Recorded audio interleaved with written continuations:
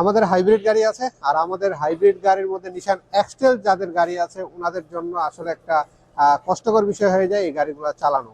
সেমভাবে আমাদের যে পিছনে গাড়িটা আছে এটা আমাদের এক ভাইয়ের গাড়ি। তো উনি গাড়িটা দীর্ঘদিন ধরে চালাচ্ছেন, কিন্তু গাড়িটা চালায় কোনো শান্তি পাচ্ছেন না। কারণ ওনার গাড়িতে হচ্ছে এর আগে আমাদের ব্রেক বুস্টারের মোটরটা রিপেয়ার করে দিছি। তারপরে হচ্ছে ওনার এবিএস মডেলের সমস্যা হলো একবার, এবিএস মডেলের সমস্যা হওয়ার পর আমরা রিপেয়ার করে দিলাম। আবার উনি মোটামুটি 1 বছর মতন চালাইলো, চালানোর পরে আবার সেম আপনার এবিএস মডেলটার সমস্যা হয়ে গেছে।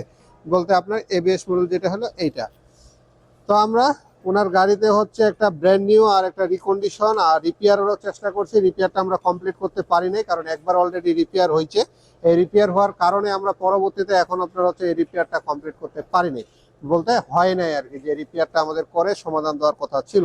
তো পরবর্তীতে ওনাকে আমরা হচ্ছে ব্র্যান্ড নিউ এবং রিকন্ডিশনের দুটো এস্টিমেট দিয়েছিলাম, আর রিকন্ডিশনটা পাচ্ছিলাম না, কিন্তু ব্র্যান্ড নিউটা পাচ্ছিলাম। কিন্তু ব্র্যান্ড নিউটা মার্কেটে হচ্ছে অনেক টাকা দাম পড়ে যায় বিদায় হচ্ছে, বা ওনার বাজারের সাথে মিলতেছে না, কারণ উনি গাড়িটা বিক্রি করে দিবে অল্প দিনের মধ্যে।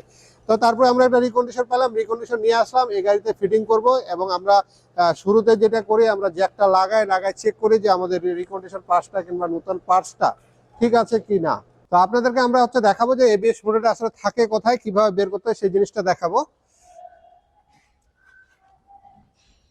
রাখলাম ভিতরে।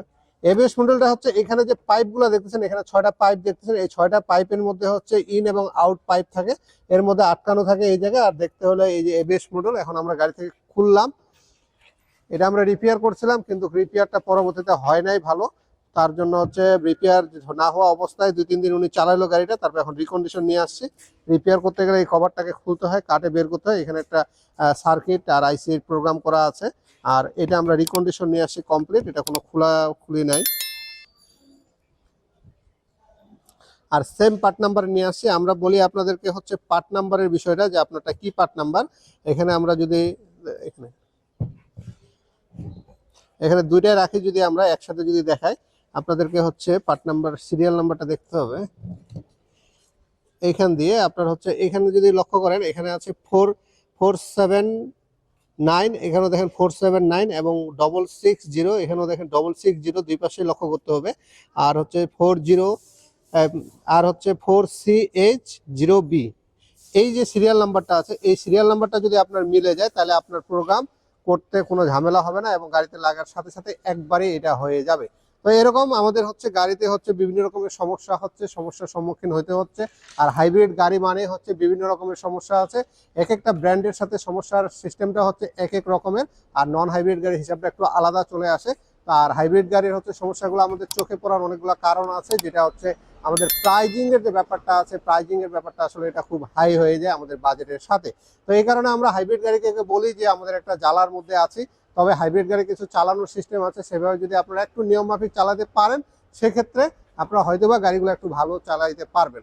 তো আপনারা সবসময় চেষ্টা করবেন নিশান এক্সটেল গাড়ির হচ্ছে গিয়ার বক্সের যে আপনার গিয়ার অয়েলটা আছে, এটা রেগুলার চেঞ্জের মধ্যে রাখবেন, প্রতি বছর চেঞ্জ করে নেওয়ার চেষ্টা করবেন। আর এবিএস মডেলটা আসলে করার কিছুই থাকে না, এটা ইলেকট্রিক, এটা কখন নষ্ট হবে এটা বলার মতন আমাদের কোনোভাবেই কোনো সম্ভব না।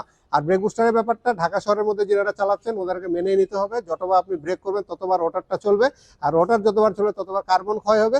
আর কার্বন ক্ষয় হলে আপনার পরবর্তীতে হয় রিকন্ডিশন, ব্র্যান্ড নিউ কিংবা রিপেয়ার করতে হবে আপনার গাড়িতে। তো এরকম আপনার হচ্ছে সমস্যা নিয়ে যেহেতু চালাতে হচ্ছে, এবং সমস্যার সমাধান করার জন্য স্পিড অটো কেয়ার আছে আপনাদের সেবায় সবসময়।